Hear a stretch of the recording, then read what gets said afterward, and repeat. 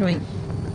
On ne peut pas être plus royaliste que le roi. Je ne peux pas souffrir plus que M. Biya, qui vit dans son propre corps. C'est-à-dire que si lui, il est incapable de voir qu'il est fatigué, s'il est incapable de sentir qu'il souffre du fait de l'âge, ce n'est pas moi qui vais souffrir à sa place. Si les gens qui l'aiment au RDPC sont incapables de lui dire que, grand-père, est-ce que tu ne vois pas que c'est mieux que tu ailles au village? Si ces gens ne sont pas capables de lui dire ça, nous qui? Nous qui pour lui donner des conseils que les plus proches d'entre nos concitoyens ne sont pas capables de lui donner. Donc s'il estime qu'il est encore là, qu'il soit là. Mais avant ce sujet, en entrée, nous parlerons de la polémique autour du dernier fichier électoral de 2024. Au-delà de l'obligation légale de publication de la liste électorale nationale, le nombre total d'inscrits en 2024 soulève des questions chez quelques acteurs de la classe politique, 7,8 millions. Maître Roland Diouf, le mouvement pour la renaissance du Cameroun reproche à Elekam de n'avoir pas affiché la liste nationale des inscrits comme l'exige la loi. Et l'ECAM, lui, il fait savoir que les listes nationales sont disponibles pour consultation. Qu'est-ce que vous dénoncez exactement dans la démarche d'Elections Cameroun et quels sont les enjeux autour de la publication de la liste nationale? Merci de poser cette question qui est en fait la question au cœur du débat de la transparence électorale. L'article 80 du Code électoral n'a à aucun moment voulu parler de liste au pluriel. À aucun moment. Non seulement dans le texte, la lettre de la loi, mais même dans son esprit.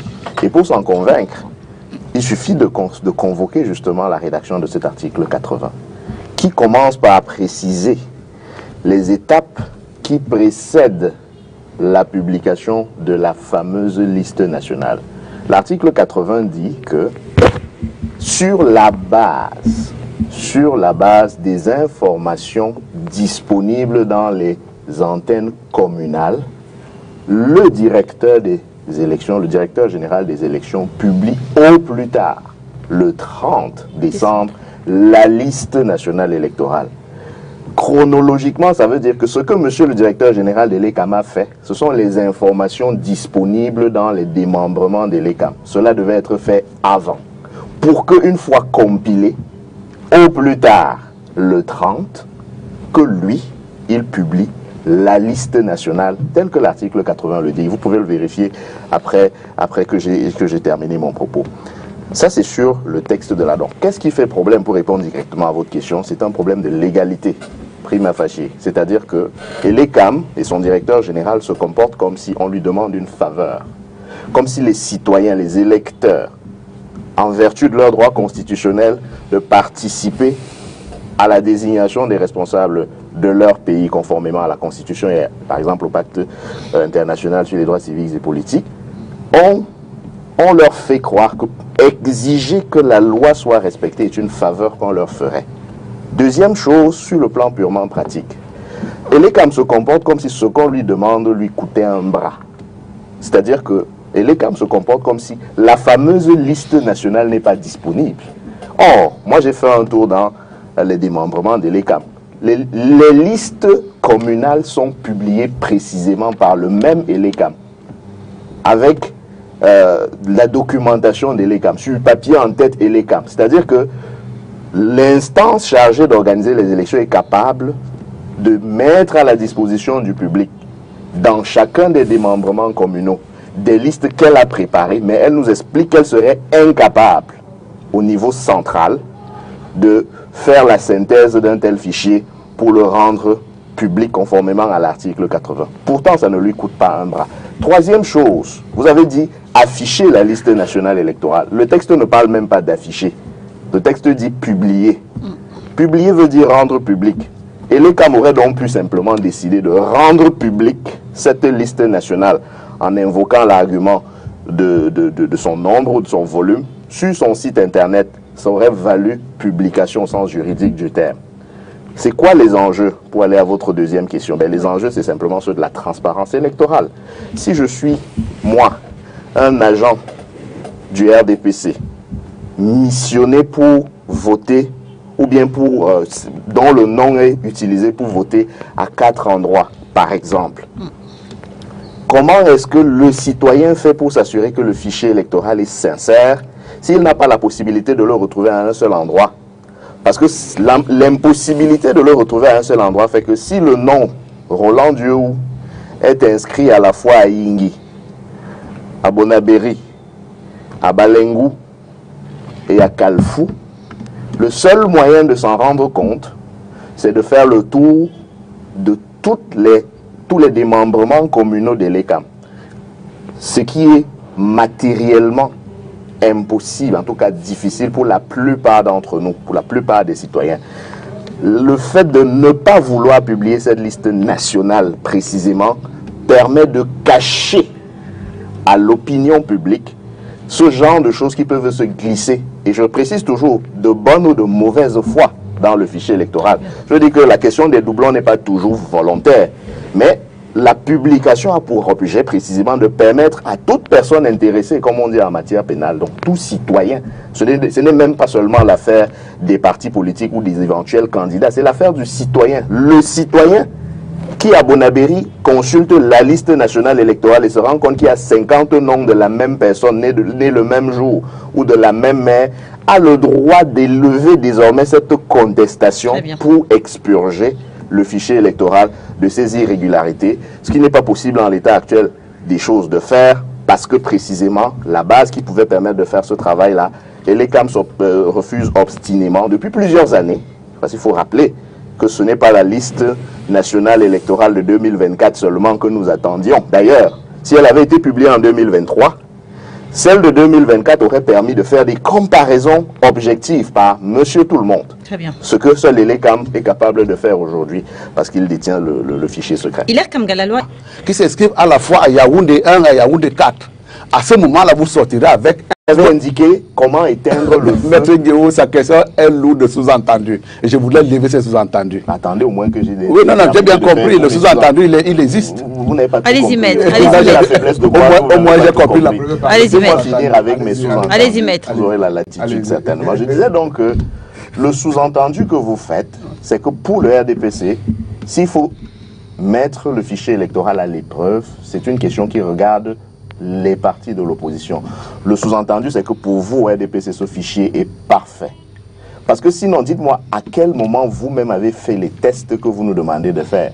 Si vous ne les avez pas faits, vous n'êtes pas du tout, mais alors pas du tout bien placé pour éteindre un feu chez nous alors qu'il brûle chez vous.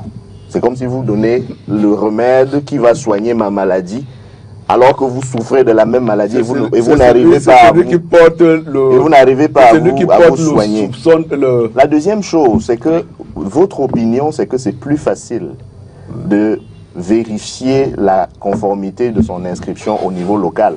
Ce que je respecte, c'est bien votre avis. Mais mon avis, c'est que pour la transparence électorale, c'est plus efficace d'avoir accès au fichier holistique, au fichier national. Parce que ce que vous demandez de faire comme test n'est pas nécessaire si on a le fichier national en fait. Je me demande donc pourquoi est-ce que vous avez toujours tendance à adopter... La liste nationale, pas le fichier national. Le fichier national, j'utilise le mot fichier national. Non, la liste nationale. Je crois que j'en ai encore le droit. J'ai le droit de penser. J'ai donc le droit de penser que l'article 80 du Code électoral qui parle de la liste nationale électorale renvoie à ce qui s'appelle le fichier électoral. Et il n'y a aucun moyen de dire les fichiers électoraux. Parce que l'amalgame du pluriel et du singulier qu'on fait avec la notion de la liste nationale électorale ne peut pas se faire avec la notion de fichier national. Pour la gouverne de nos téléspectateurs et pour la meilleure compréhension de ce que... Monsieur Mott, s'il vous plaît. Allez-y, maître. Pour la meilleure compréhension de ce que je suis en train de dire, je préfère directement leur dire que quand moi je parle de la liste nationale électorale de l'article 80, ça renvoie au fichier électoral. Je dis donc que le meilleur moyen de contrôle, et c'est mon opinion, contrairement à la vôtre, le meilleur moyen de contrôle de la régularité des inscriptions sur les listes électorales, précisément, c'est d'avoir accès à ce fichier électoral-là, parce que précisément, il évite d'avoir recours à toutes les formes de tests que vous voulez mettre en place. Je finis juste sur la question des commissions locales de révision des listes électorales. Le docteur Hilaire Kamgala dit tout à l'heure, peut-être que vous ne l'avez pas suivi jusqu'au bout, l'inscription des gens sur les listes électorales, c'est l'ECAM qui le gère avec ses kits et son personnel. Le seul pouvoir de cette commission locale de révision, c'est de regarder le fichier produit par Elecam. Non, pas, c'est pas au niveau, vrai. C'est pas vrai. vous aurez l'occasion de dire que je mens, au niveau local. Mais même s'il y avait plus que ça comme pouvoir, le représentant d'un parti dans une commission locale n'a accès qu'à la liste de cette commission locale. Il n'a pas accès aux 380 autres listes de l'ensemble de la nation. Ce que vous êtes en train de nous dire, c'est que la charge revient aux partis politiques de contacter leurs représentants dans les commissions locales pour que ces partis-là puissent compiler ces listes communales pour avoir une liste nationale. Ce qui est vrai, mais aussi bien vous du RDPC, vous pouvez aussi le faire, aussi bien Elecam lui-même.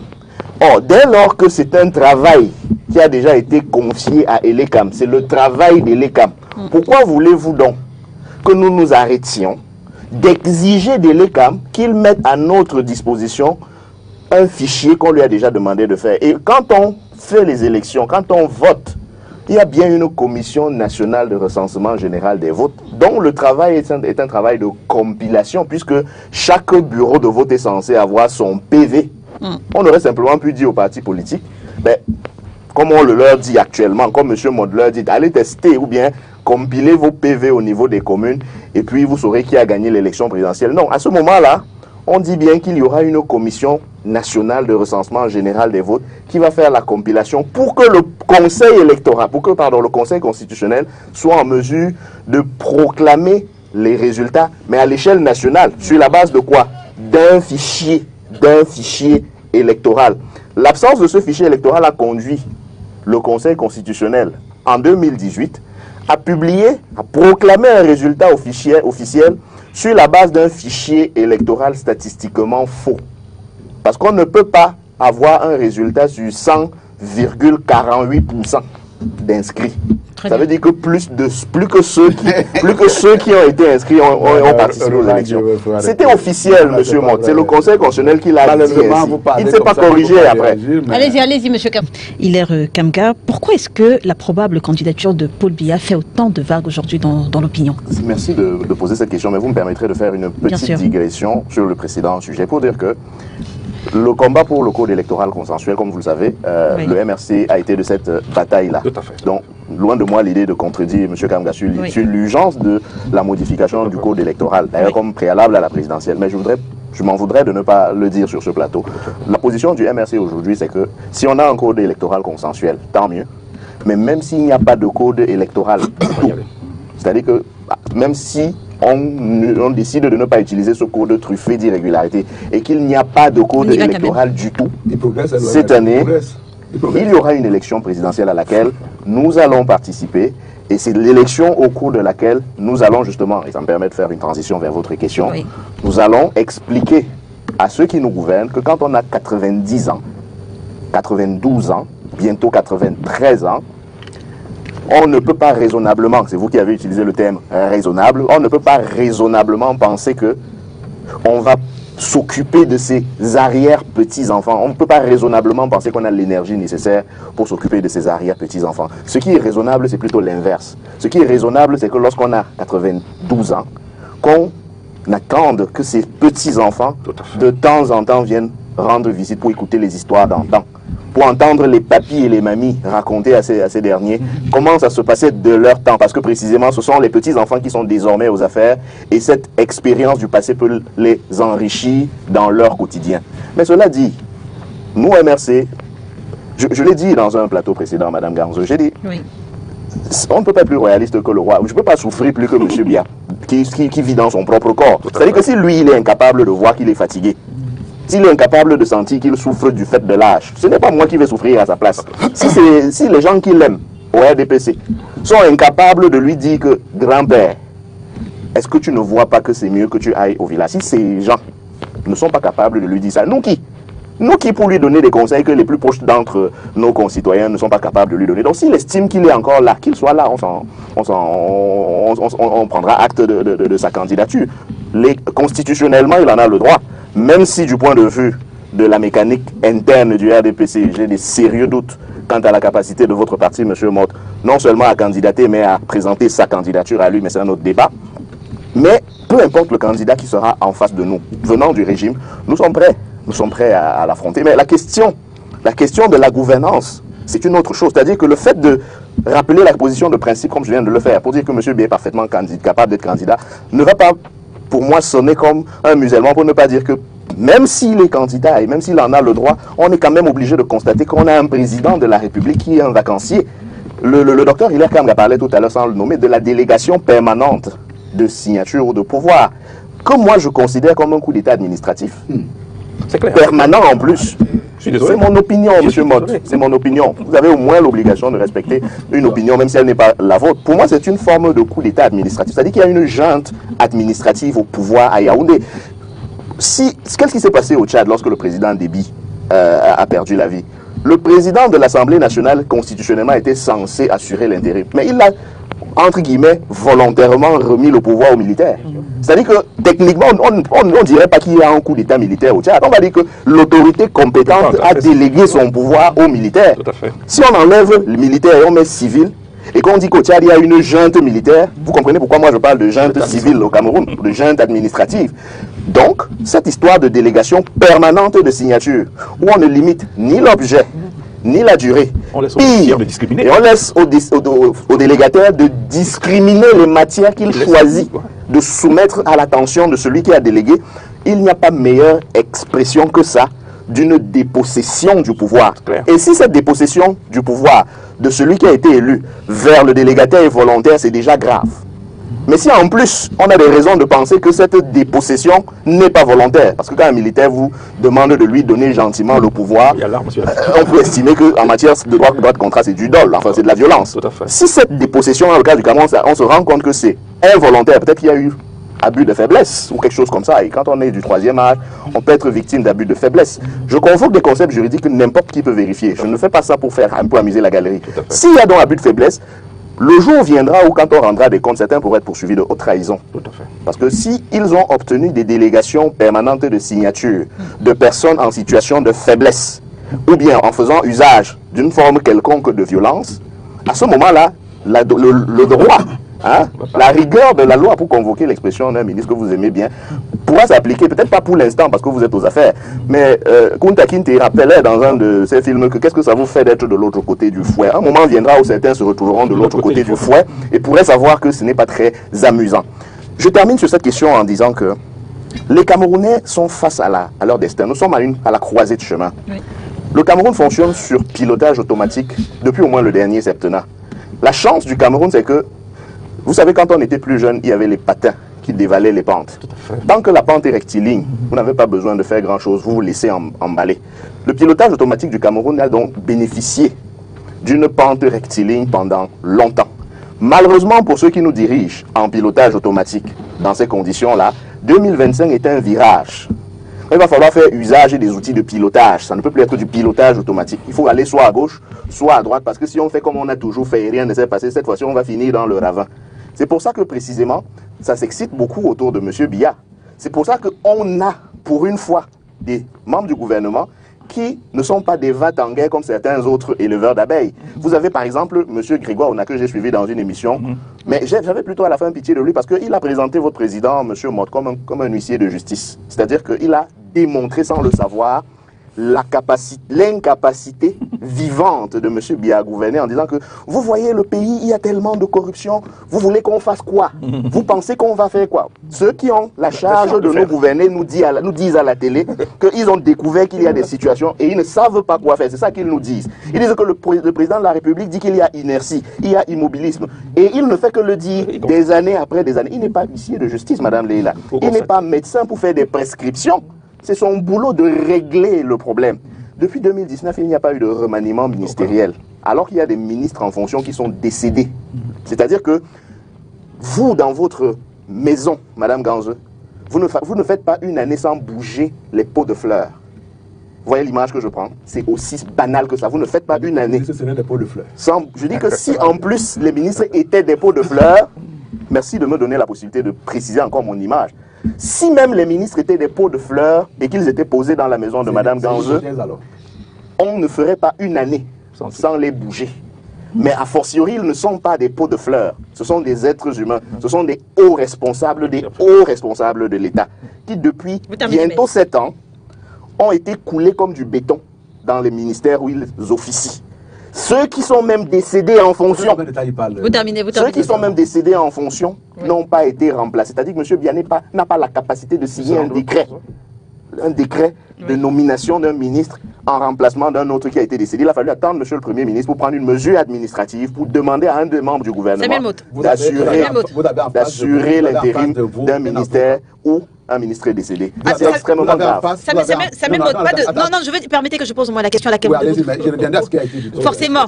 Je veux dire, je pose des questions, mais vous avez l'occasion, vous avez la possibilité, bien sûr, vous avez la possibilité de vous répondre les uns aux autres. Alors, pas de conseil ministériel, Hilaire Kamgala dit, pas de tenue du Conseil supérieur de la magistrature, pas de remaniement ministériel, un chef d'État absent. Est-ce que l'immobilisme décrié par la classe politique est un argument suffisamment fort, suffisamment valable pour justifier le retrait demandé de Paul Biya de la compétition d'octobre 2025? Mais Madame Ganzeux, nous sommes dans une démocratie, vous l'avez oublié, nous sommes dans une démocratie. Et je ne comprends pas pourquoi ils prennent toute une émission à développer des arguments de campagne. Les arguments de campagne, ce sera dans 8 mois. Et on aura le temps nécessaire. C'est interdit avant. Épiloguer. Mais à ce moment-là, soyez au moins polis de ne pas monopoliser. Allez-y, Samuel Mout. Tout un plateau de 2 heures à parler de ces choses-là. Il a parlé pendant 6 minutes, vous avez l'opportunité. Non, pas seulement. Si, il a commencé à parler. Il a parlé 6 minutes, je dois à... Allez-y, Samuel Mout. On est en face des arguments de campagne et le lieu approprié, même si on peut les dessiner sur le plateau. Le problème, c'est que vous n'avez pas d'arguments. Roland Dio, allez-y. Je ne peux pas encore parler. Moi, je suis interpellé, vous me permettrez de ne pas me laisser. Permettez, mais ne faites pas exactement ce que vous reprochez tout à l'heure à Samuel Moté, à Hilaire Zipon. Allez-y. J'ai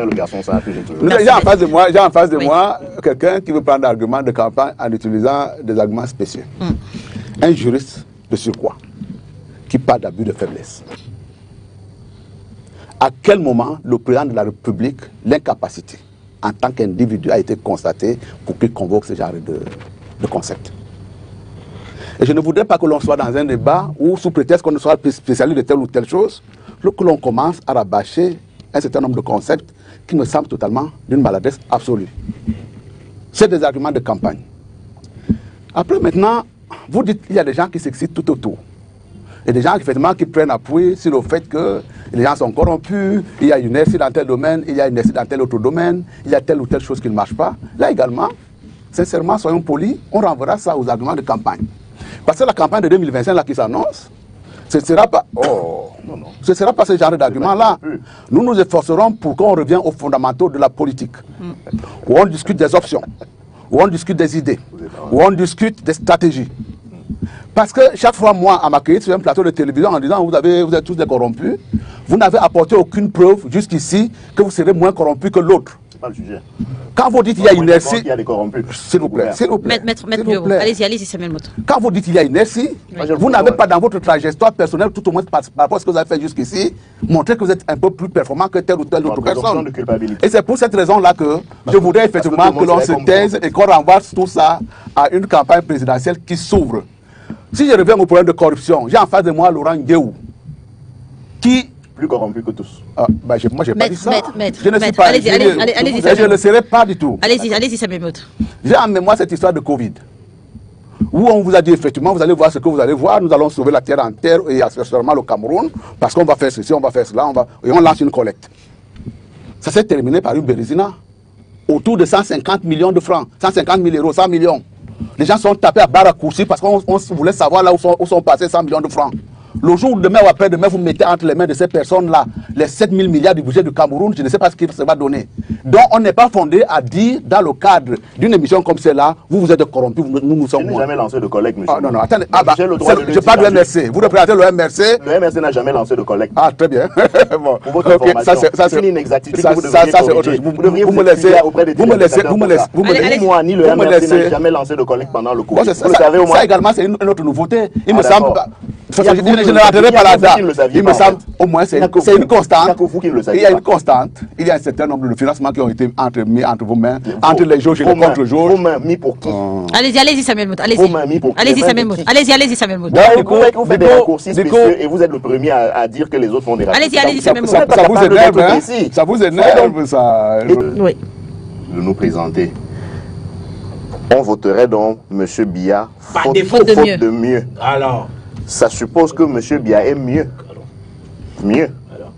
Premier niveau d'analyse. On n'a pas de répondre sur l'incapacité à faire une coalition. Samuel Mout. Non. Samuel Il faut Mout. qu'il réponde à ça. Il va encore monter sur la tête de Paul Biya. Samuel Mout, en termes de répondre exactement aux questions que je pose, vous n'êtes pas un exemple. Donc, allez-y, maître Roland Diouro. Je peux, madame? Oui, allez-y, bien sûr. Merci. Je disais que cela vous plaise ou non. Que pour répondre à la question de madame Ganze, premier niveau, la cohérence interne du propos qu'on me demande d'analyser me pose un problème. Si on vote Biya parce qu'il est mieux, j'aimerais donc savoir quels sont les... Parce qu'il n'y a pas mieux. Non, parce qu'il n'y a pas mieux. Donc, ça veut dire qu'il est mieux que ce qu'il y a. Quels sont donc les éléments du mieux dont M. Biya pourrait être crédité? Parce qu'il n'a jamais... Monsieur Mott. Allez-y.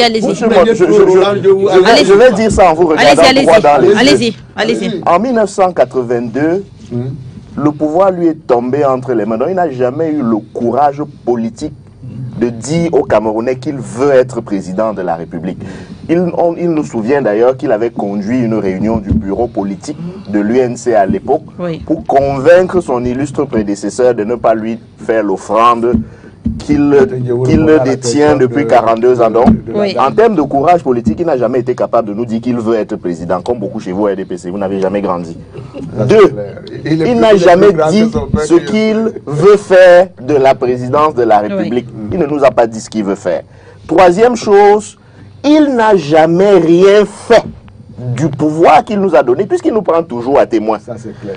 Éric Tindjé lui dit, Monsieur le Président de la République, est-ce que vous n'entendez pas les sirènes des prévaricateurs? Il dit, où sont les preuves? Il n'était pas au courant qu'il y avait des gens qui volaient.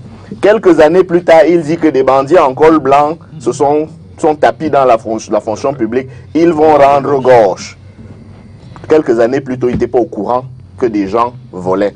Récemment, il nous dit qu'il respecte la justice. Et son porte-parole, secrétaire général adjoint du comité central, dit que oui, mais on a certes des informations sur les uns et les autres, mais il faut laisser le temps de la justice. Ça veut dire, Madame Ganze, qu'ils n'ont aucun outil autre que la justice pour gouverner ce pays. L'administration n'existe plus, les mesures conservatoires n'existent plus, les sanctions administratives n'existent plus. Il ne sait pas quoi faire de la fonction de président de la République. Maintenant, je reviens à votre question parce que je crois que certains souffrent beaucoup quand on parle de leur bilan. En ce qui me concerne, en ce qui nous concerne au MRC, nous n'avons pas vocation à nous attaquer ou à parler même de ce qui pourrait se passer dans d'autres partis de l'opposition, parce que ce n'est pas notre objectif. Les péripéties des uns et des autres, ça fait partie du jeu politique. Nous n'avons pas à nous en féliciter ou à nous en offusquer. Ce que nous savons, c'est que ce qui est souhaitable, et je suis d'accord avec M. Zipan là-dessus, ce qui est souhaitable, c'est un candidat de large consensus. C'est ça qui est souhaitable. À côté de ça, l'autre question, c'est comment est-ce qu'on y arrive? Comment on arrive à un candidat du large consensus? Je vous convoque l'image de l'entonnoir. L'entonnoir peut être posé à l'envers et à l'endroit. Dans tous les cas, ça permet d'aboutir au résultat. On peut avoir un consensus par agrégation. C'est-à-dire qu'on peut...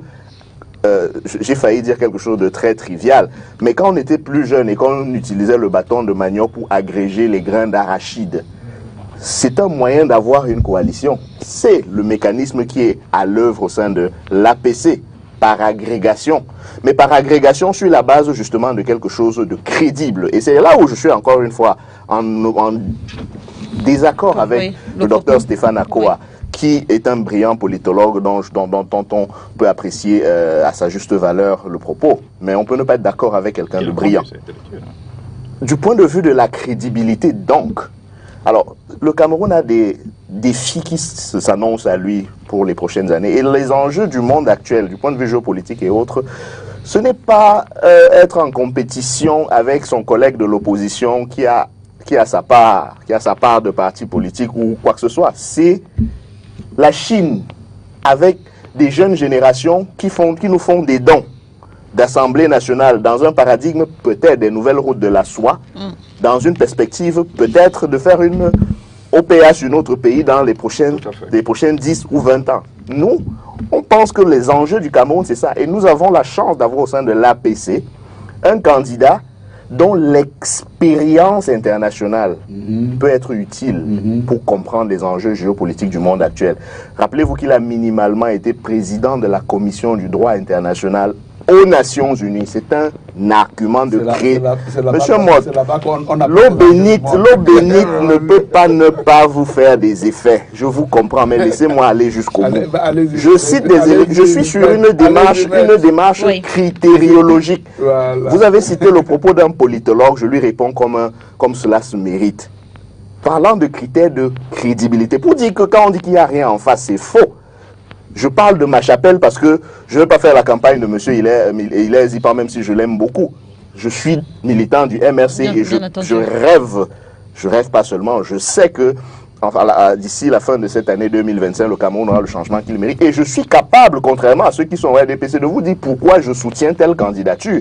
Du point de vue des enjeux géopolitiques, dont j'ai un candidat qui a la connaissance et l'expérience des instances et des arcanes, des arènes internationales. Du point de vue de sa formation même, c'est un juriste publiciste. La réforme des institutions dont le pays a besoin ne peut être menée à bien que par quelqu'un qui sait de quoi on parle quand on parle d'institutions. Pas quelqu'un qui pense que quand on est ministre, on est en fait titulaire ou dépositaire d'un moulinex dans lequel les citoyens seraient des condiments qu'on peut écraser. Ça veut dire qu'il ne sait pas ce qu'on appelle une institution.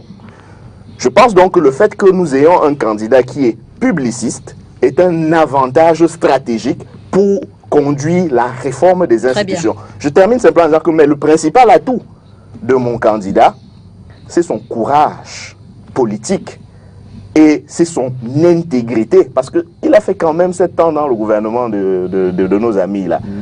Mais s'il avait oublié